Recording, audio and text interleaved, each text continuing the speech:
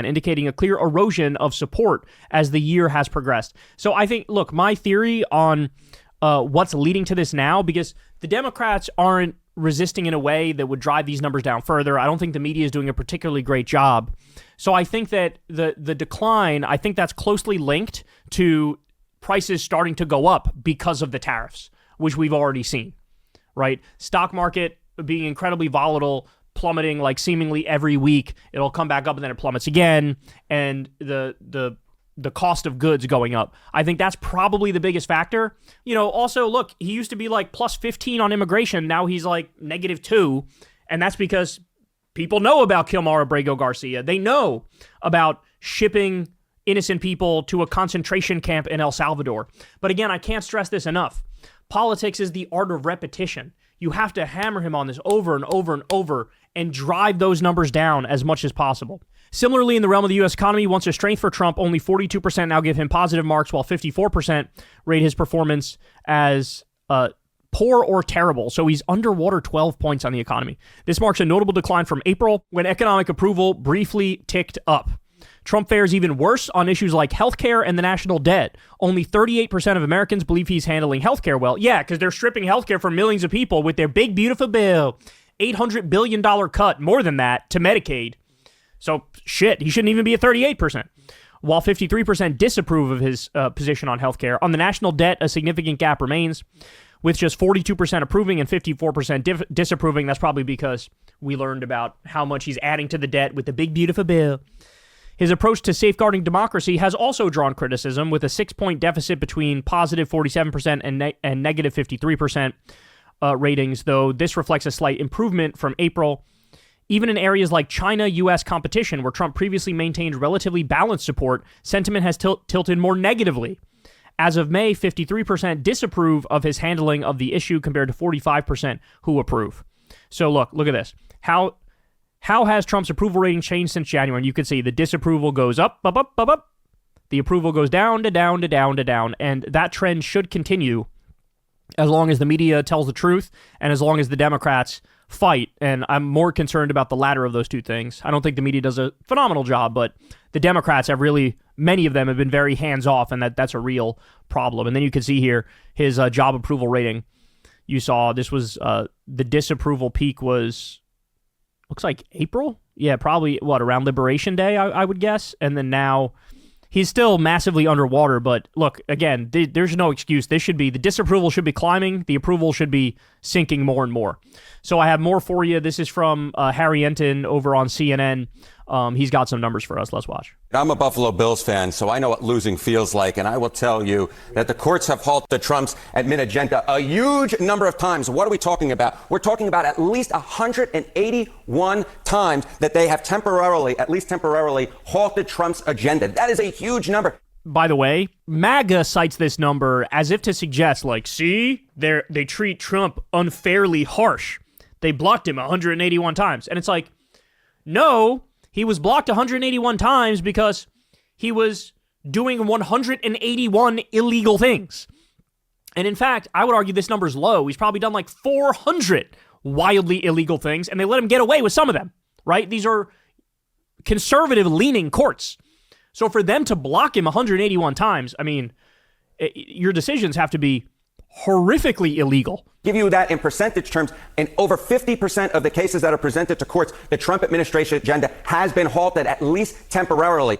And by the way, recently it's been over 90% of the decisions. Donald Trump, tries to do these actions with his administration, but the courts have been saying, hold on, wait a minute here. And they have said that at least 181 times so far in just the first few months of this administration. Quite a number. On tariffs, some of the latest is this moniker that Wall Street we're learning that's being thrown around on Wall Street, which is TACO, an acronym for Trump always chickens out. Yes. You have numbers on that. By the way, let me just say, the reason I don't like the taco stuff is because if you say to Trump, hey, you always chicken out of the tariffs, what Trump is liable to do is go, no, I don't, watch this, and then slap some giant tariff, which will further destroy the economy, which will further make prices go up, which will hurt the economy, hurt people's jobs. And so I think the taco thing, there's a grain of truth in it because he always comes out super high with the tariffs and then he's forced effectively to bring that number back down to something much less. The reason he's forced is because, the U.S. dollar plummets every time he does these tariffs because the flight to safety is no longer to the U.S. dollar. Now the flight to safety is to gold. And so the dollar weakens by the day with his high tariff. So he ends up, the China tariffs were like 145%. He had to bring them down to like 30%. 30% is still fucking super high. It's terrible. And so it's technically true. Trump always chickens out. He took it from 145 to 30. But in reality, that number should not be 30. That number should be like 0, right? Or whatever, 2%. It should be way, way, way lower. And so I don't like it because it incentivizes him to be even crazier and be even dumber and be even more wrong and crash the stock market more and raise prices more and do worse tariffs. So while I understand where it comes from, I understand the sentiment.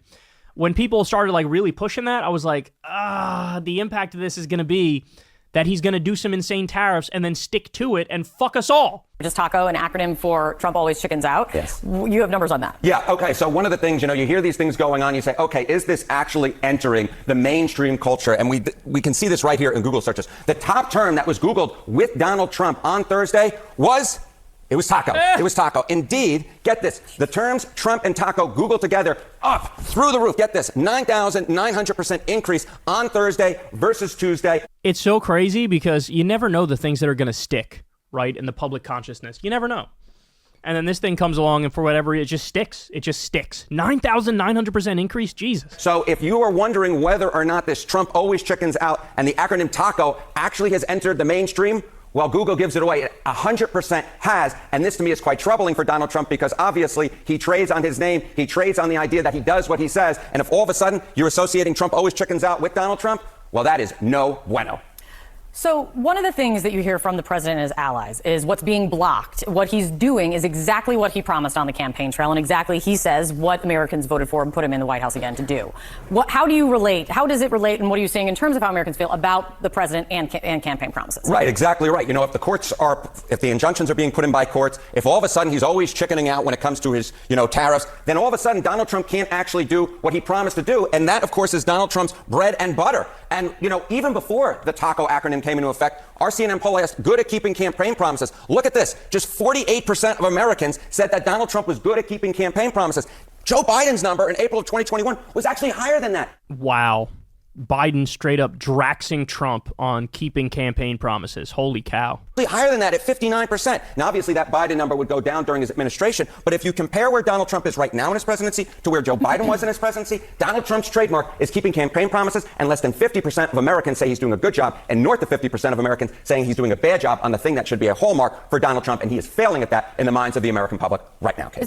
But I will say, though, this is the way it works with Trump. When he says he's going to do something that's bad, he's telling the truth. He's actually going to do it. When he says he's going to do something that's good, he's lying. He's not going to do that good thing, right? And so, for example, he was keeping his campaign promise when he basically just stripped away the legal status of 500,000 immigrants in this country. He just stripped it away. Well, he kind of said he was going to do that, right? When he was running around everywhere saying, they're eating the dogs, they're eating the cats, they're eating the pets. We got to get them out of here. In that scenario, he was talking about legal Haitian immigrants in the Midwest. And so, yeah, he stripped everybody's legal status. He stripped the legal status for Venezuelans and Cubans and Haitians and some others. And, he did it. But the thing is, when he would say, they're eating the dogs, they're eating the cats, we got to get them out of here, we got to do mass deportations, he would say that. He would target legal immigrants. But a lot of people were hearing he's only going to go after the illegal immigrants who are violent criminals, right? I mean, how many times have you heard that from some Trump supporter? He goes after some innocent person who's never committed a crime, ships them to the slave labor gulag, and a lot of Republicans are like, I didn't vote for that. I thought you were only going to go after the criminals. And it's like, well, he didn't say that. He did make clear he was going to go after legal immigrants, but you just heard what you wanted to hear, right? And so, in a sense, he is keeping his campaign promise in that instance, but it's a bad promise, and I don't want him to do it, right? So, but Biden destroying Trump on keeping campaign promises at this point in his administration. Look, all the numbers to this point have been it's really not looking good for Trump. He hit a record low in his second term with the most accurate pollster. That counts. That matters for something, right? But at the same time, what you need to understand, yes, the Democrats are up 9 points in the generic ballot for the midterms. 9 points.